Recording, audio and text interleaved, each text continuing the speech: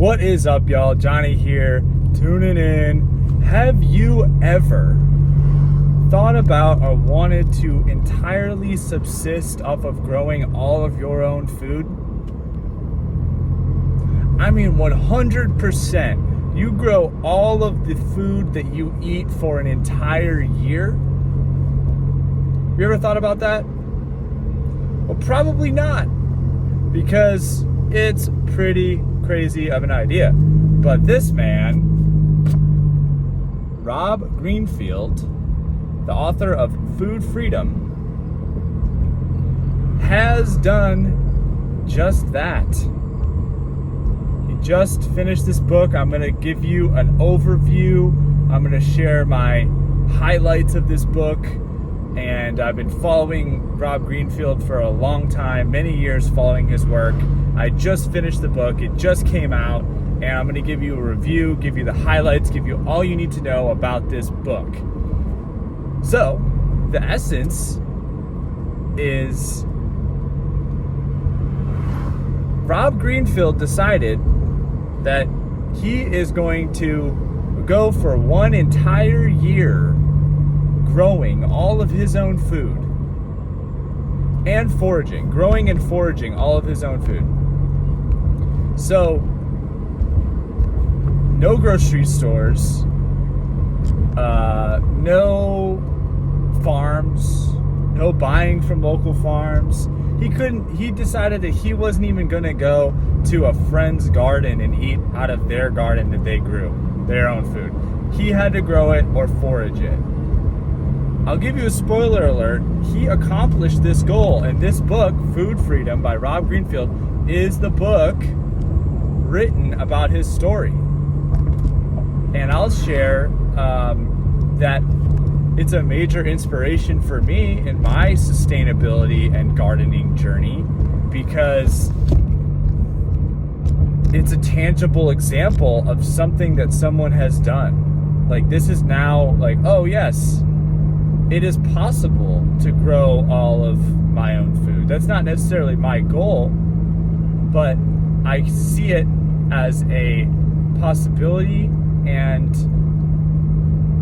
it offers a lot of inspiration to me in my journey, and has informed a lot of actions that I'm currently taking to change my lifestyle.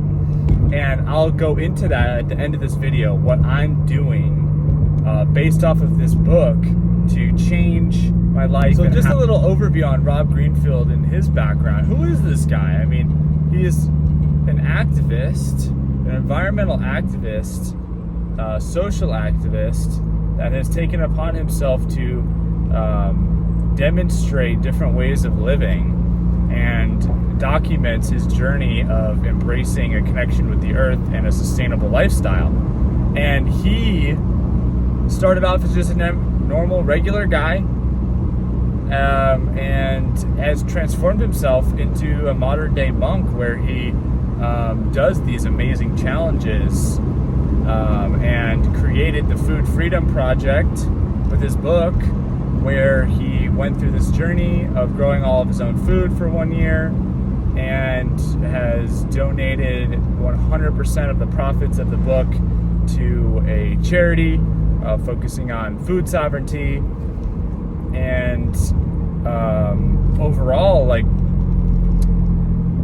his mission and vision is to empower people in connecting to their food and connecting to the earth. So I think that's really beautiful, and I'm excited to see what he shares. So let's dive into it. My key points and takeaways from the book. So starting off, I mean, the power of self-sufficiency, the power of picking a goal and doing it. I mean, he chose to just dive in. I mean, he only had 6 months of preparation and no land, right? So he didn't have any land and 6 months to prepare for this. So he moved to Orlando, Florida, and didn't really have a huge community base there, just started networking, built a little tiny house and built it in someone's backyard, and then turned 6 people's front yards into gardens for him to grow in. So it's not even like he had like a full homestead or anything like that. Like, he just came up with it on the fly. And I think this is a really cool thing for people that are looking to garden or looking to start how to growing food and don't have access to space, have a limited space. He had none. He had no land, didn't have a house, didn't have a yard, nothing. And he started gardens in people's front yards. Genius. I mean, all he did was give people the food or some of the food in exchange for using their yard and making it beautiful and growing food in it. So if you're interested in growing food and you don't have land, that's a great idea. Starting off without any resources and just diving in. And another key point here is that it was very apparent in his journey that he needed access to community resources. So he tapped into the local community, started asking questions with local growers, went to local garden meetups, started networking, and that's how he learned through the process. And it ties into another key takeaway for me in the book, is that we learn by doing. Like, he never would have been able to accomplish this goal if he just incrementally by year started. Well, he might have been able to accomplish it year by year, but the fact that he dove in made it essential for him to just execute and dive into the process of what it takes to grow and forage all of your own food. So when you think of growing and foraging all your food, you're like, okay, that's a lot of work. But then you have to process it. You have to dehydrate it or can it or dry it or freeze it to preserve it. And you have to cook it for yourself. I mean, he was saying that he was working anywhere 40 to 80 hours a week every week for the whole time. Just full on, just like food process. And through his book, you can see in the journey, he learned more about food in this 1 year than he learned in his entire life. Like, the deep connection and learning from the process, I think, was probably one of the most valuable things for him in his experience. And I think that's something we can all take away is that relationship to our food. Is just like, oh, when you grow something and you harvest, you have to learn how to cook it, you have to learn how to preserve it, and there was many stages of learning that we go through with Rob in his journey. And of course it wasn't all good. Like, it shows the good and the bad and the ugly, right? It's like all the beauty of him finding this connection and eating hundreds of different foods. He said he grew like 200 different plants and foraged like 100 different plants, and most people are eating like 4 or 12 in the grocery store, and he's eating hundreds and growing and relating to these plants. And that diversity in diet, I think, is really healthy.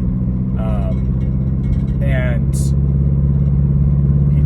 he didn't lose any weight, interestingly, throughout the process. He's not a big guy, he's like 150 pounds, but that's how much he ended it at. There was a consistent struggle that he had for fats and proteins, and not farming and having no hunting skills. He foraged roadkill, deer, venison he harvested, and fished, and ate animals like that. But otherwise, it was a struggle for him to get protein and fat. And I think that for many people, we can embrace self-sufficiency in a way that is a little bit more planned. I'm kind of stepping into this of like easing my way into self-sufficiency rather than jumping in like Rob did. But I think that he has a lot to show for our community, show us what's possible in the realms of food.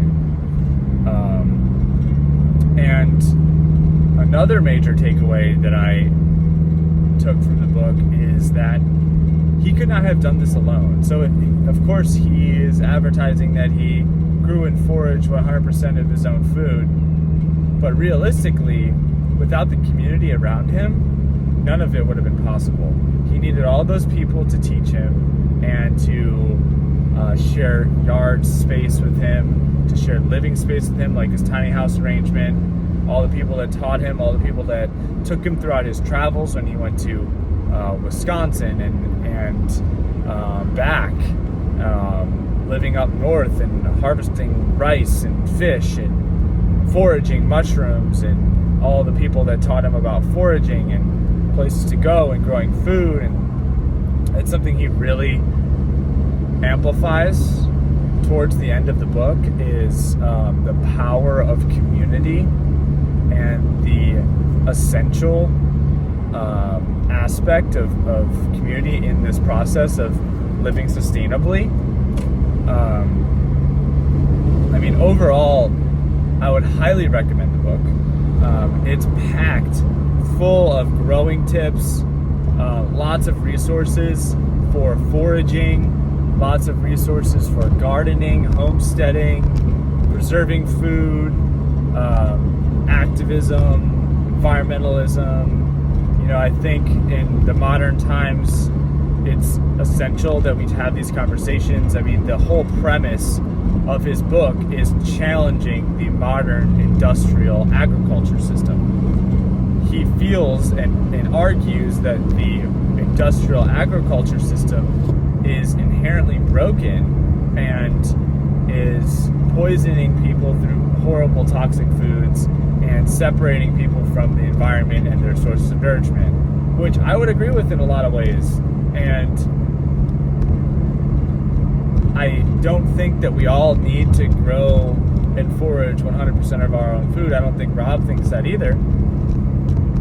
Though I do think that we need to foster that connection. We need to start bridging these gaps of ourselves and our environments. And I think that Food Freedom is a practical book on how to do that. And at least it's a insight into Rob's experiment and process of his journey into food freedom. I think that we all have a journey into food freedom, and it looks different. It could be small steps of just growing a little backyard garden, or learning some plants, going on a foraging trip. For me, the book has inspired me to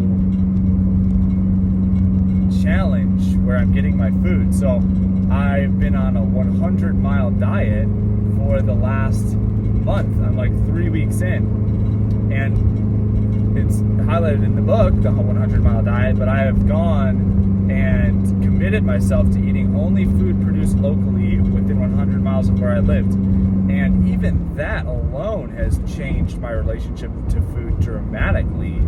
And I am exposing myself to local farmers. I'm learning about what's in season. I'm eating food that's in season. It's a higher nutritional value. I mean, it's just been a whole new world for me. And I just see it as only the beginning.